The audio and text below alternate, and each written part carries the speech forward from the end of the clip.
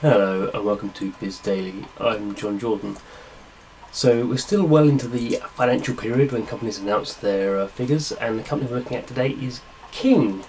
So King, obviously best known for Candy Crush Saga, and it's kind of Candy Crush Saga that is the kind of key to its figures. So kind of first things, headline figures first, I suppose that's always good to go for, isn't it? So King remains an incredibly profitable company.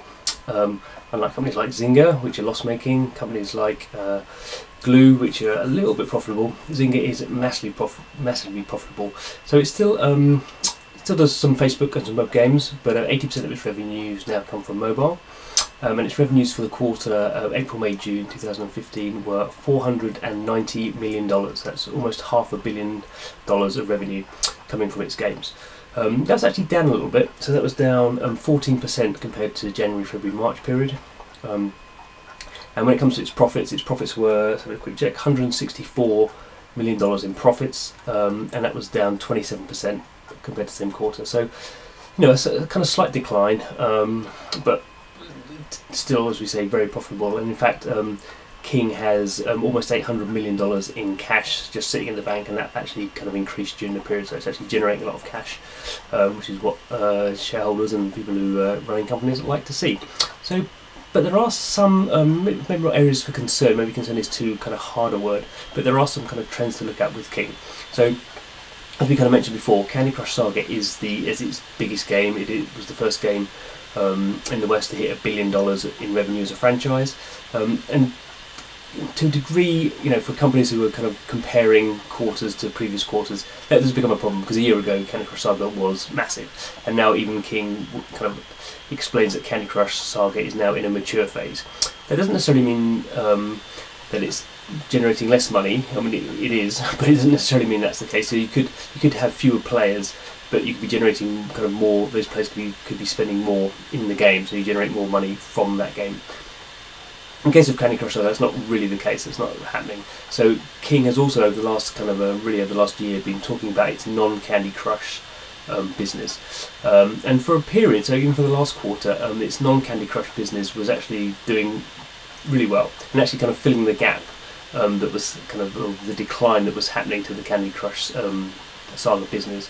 And obviously even the Candy Crush Saga business was doing quite well, because they released kind of Candy Crush Soda Saga, which is kind of like a sequel kind of update kind of standalone game.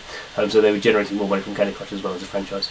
But this month was the month where both Candy Crush as a franchise kind of really dropped off, and there wasn't really. It's launched some new games. So even just kind of this week it launched Paradise Island. Obviously that was outside the revenue period, so that won't have come through yet. But King's still launching games, and still actually has 3 games. Sort of during the quarterly period, it had 3 games in the top 10 top grossing charts in the US on the App Store and on Google Play.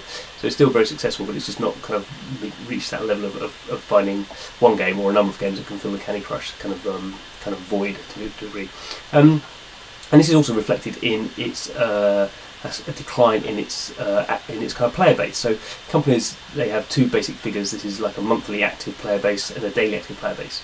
So King's, have a quick look. So King's monthly active player base was 501 million people. Yeah, just think 501 million people played its games at least once a month. And on a daily basis, let's have a look, 142 million people plays one of King's games every day. I mean, it's a massive figure. And in fact, to put that in comparison, King's daily rate is pretty much as big as competitor companies. So King had 142 million people playing its games every day. EA has 150 million people playing its games every month. So, you know, it's a kind of factor of a big difference there. And Zynga has 83 million people playing its games every month, and Gameloft, the other one, has 162 million people playing its games every month. So King is by a magnitude kind of bigger than those companies.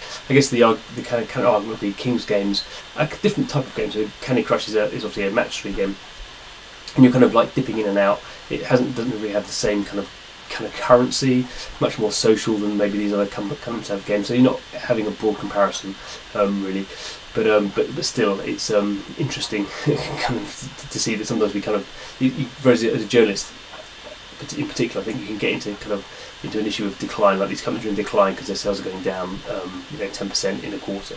But that's the case for King at the moment, down 14%, as we said before, the sales quarter on quarter, but it's still massively profitable and still massively bigger than all of the companies in this sector for what it does. So, always with figures are useful, but you have to kind of know the context in which you're putting them in. And that's what we try and do in the Daily Biz. So hopefully come back tomorrow and we'll see what other numbers we can talk about then. See you then.